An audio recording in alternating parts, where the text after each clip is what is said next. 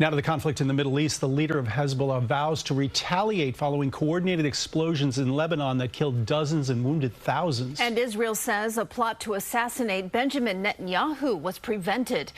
Jennifer Bisram here now in studio with more on the escalation overseas. Jennifer. Yeah, Dick and Christine, earlier this week, walkie-talkies used by members of the Iran-backed group Hezbollah blew up in Lebanon a day after a similar but larger attack involving pagers. Hezbollah blames Israel, but Israeli authorities have not confirmed nor denied the blasts. As many questions remain, including how were the communication devices breached, Hezbollah launched new strikes in northern Israel.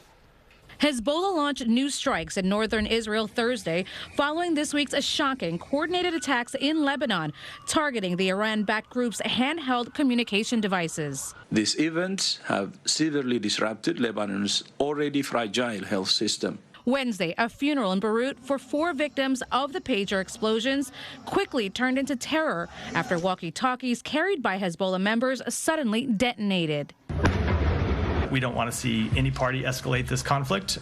We think that the best way to solve the really very real security challenge that Israel faces is through a diplomatic resolution. Health officials say the combined attacks have killed dozens and injured thousands in this latest escalation in tensions in the Middle East. I think this is preparation of the battlefield for an Israeli military operation over the next few weeks to a month or so of going into southern Lebanon and trying to push Hezbollah back north. Questions remain about exactly where the pagers and walkie-talkies were made. CBS News has learned a Taiwanese manufacturer authorized a Hungarian company to use its logo to produce the pagers sold to Hezbollah. But in a statement, Hungary's government said the government was only a trading intermediary with no manufacturing site. Security analysts believe the apparent shell companies could have been part of an elaborate front by Israeli intelligence. We are committed to the defense of Israel against terrorist organizations.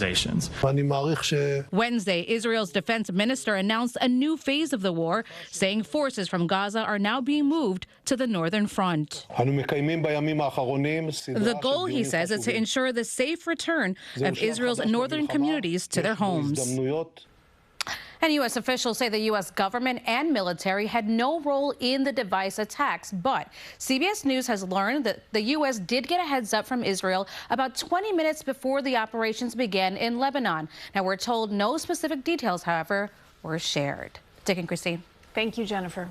And today, Delta Airlines announced it's pausing flights from JFK to Tel Aviv through December 31st because of the ongoing conflict in the Mideast. Those flights are canceled and passengers who bought tickets will be refunded.